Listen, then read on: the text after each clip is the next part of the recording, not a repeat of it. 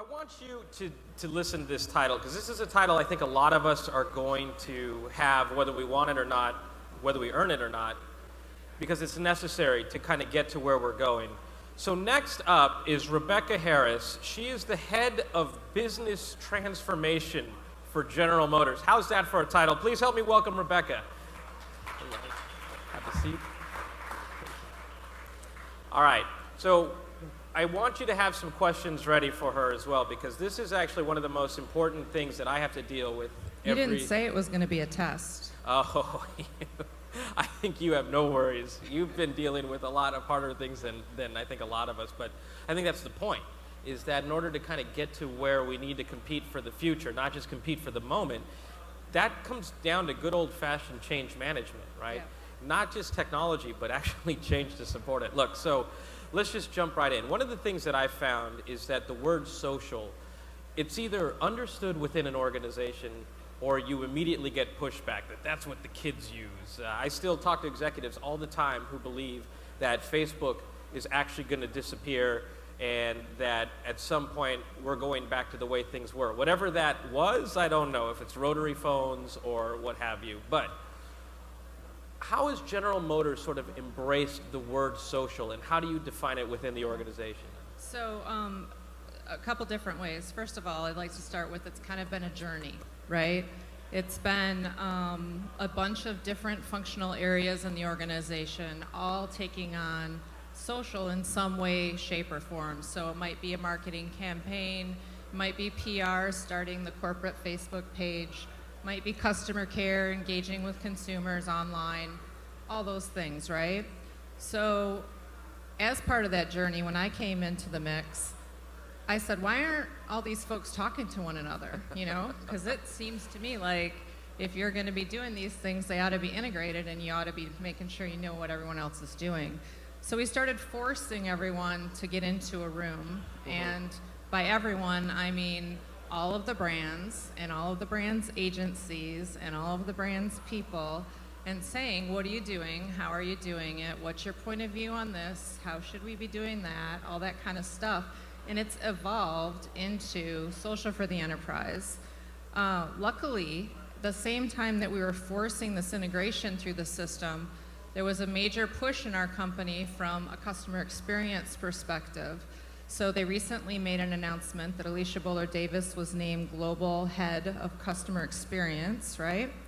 And so as part of that, Alicia took on this integration of social. So now, instead of everybody owning social within their own functions, social is owned within Alicia's organization, within customer experience, and we help with the governing and the process and the training and forcing that integration across the company.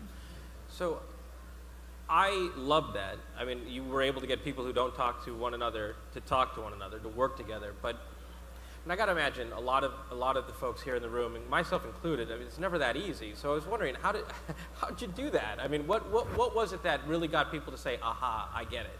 It's wins, right? It's getting, first of all, having the relationships across the organization to get them in a room, to get them all to take their hat off. So I don't care if you work for Fleischmann Hillard, if you work for McCann, if you work for Rogue, I don't care what agency you work for, but take your hat off and what's the best thing to do for the entity. And the entity's best interests are to serve the customer. So what's best for the customer? How does that customer see the seamlessness of it?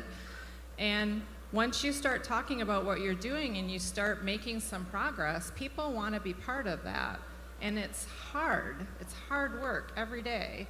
I know everyone in our team feels like every day they hit the wall and, you know, they got to get up enough gumption to get back up and fight again sometimes. But when you win, it's really rewarding, and we're winning in many spaces. It's not fixed. We don't have it all done yet, but we're winning. I think that the idea about transformation for all of us is that it's ongoing, right? I mean, it's not like technology is going to stop. It's going to keep evolving. It's going to keep disrupting. I like what you said about social rolling up into CX, because I think a lot of us, whether we know it or not, are probably going to start migrating to CX as social becomes part of one of the channels to bring about this experience that you want people to have, right? So how does GM define customer experience? And then tell me about how social plays into that bigger cause. Okay, so there's a larger social or a larger customer experience play across the company. So multiple things going on. Bringing call center leadership back in-house, hiring GM people to staff call centers versus agency resources. Just a lot of different things across the organization that are changing to ensure that we're hearing our customers and that we're helping our customers and that they're first. So one of the statements that Alicia, you'll hear Alicia say regularly is, the customers are our compass. That's one thing. And then secondly, she'll say, we don't win until our customers tell us that we win, which I think is really important because it keeps everyone's eye on the ball. And so within social, integration makes us win because, first of all, let me give you an example. 40% of people who hit one of our pages, and we've got 117 different mediums in North America alone, 310 globally, 40% of those are overseas or non-US coming in. So if we don't know where that car was made or we don't know what that marketing thing was, we can't help that customer. So a recent example is Trax is a car we sell in Canada. They had a commercial going out in Canada that got through somehow all the marketing filters, and it had some offensive Asian language in it that was inappropriate. So if we wouldn't have had the system set up to know who to talk to in Canada from a marketing, a PR, and a customer care perspective, as well as what was happening here in the States, as well as what was happening in China, if we couldn't have gotten all those folks on the phone immediately and solved that problem, it would have been a social nightmare that would have played out for who knows how long. Right. But because we had the system in place and we knew who to engage with and we knew how to stop it and react appropriately across all mechanisms, it was done in maybe a little over 24 hours, maybe 48 hours at the offset. So really can help you in a crisis situation for sure, but wins of every sort. So if someone's looking to go buy a car and they want a maroon C7 and they can't find one, we can help them. I would like one. Okay, I'll let her know. All right, so you said that it's still evolving, that you're not there yet. But how has social changed your organization, and what have been some of those wins along the way?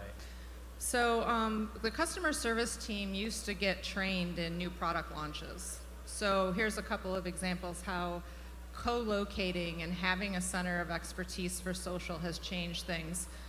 Kelly, the gal that runs C7, because she's now integrated with the rest of the team, she's been involved in several other activities. So she went on a ride and drive with the team for up north and back in a day. She got seat time in the car.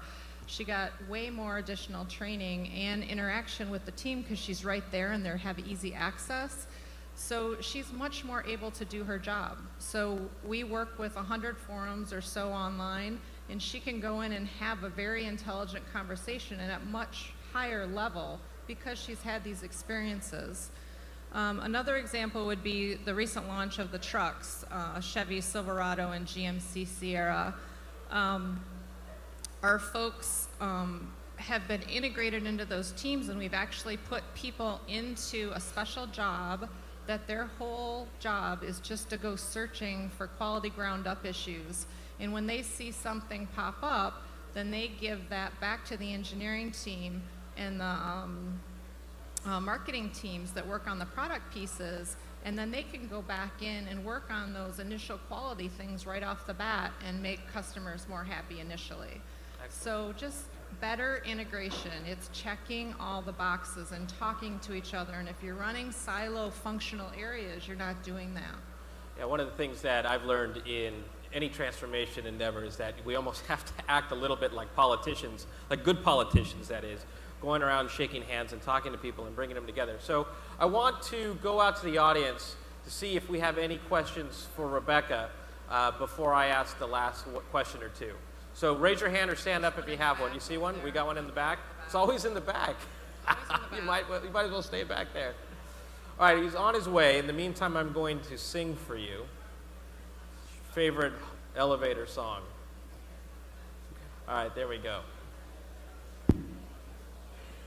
Hi, so you mentioned progress. How do you define progress? Most companies right now, they don't want to rely on customer care, telemarketing. They want to rely on digital experience. Can you elaborate on that? So I think the big thing I would say is what was said in the measurement session before. It's not one silver bullet.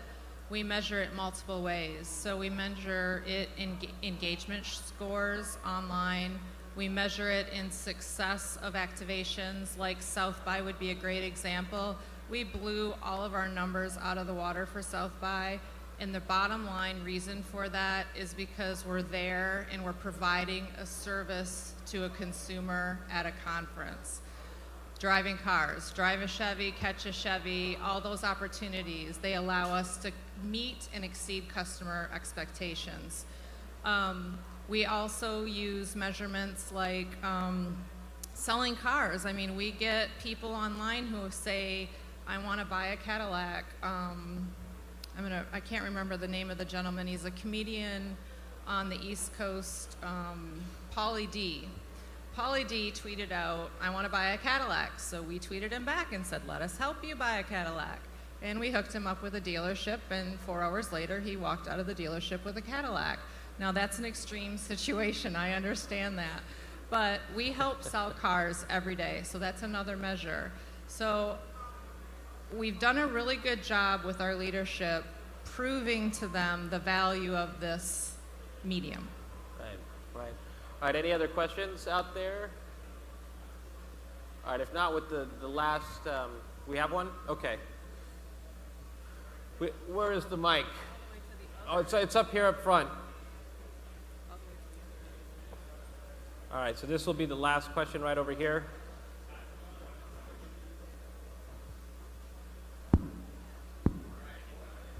Rebecca, it's Pamela from Empowered.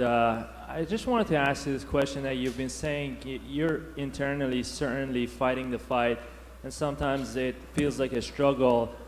What's your advice to some of the innovative startups out here that are trying to fight the fight and introduce something innovative to large companies like GM?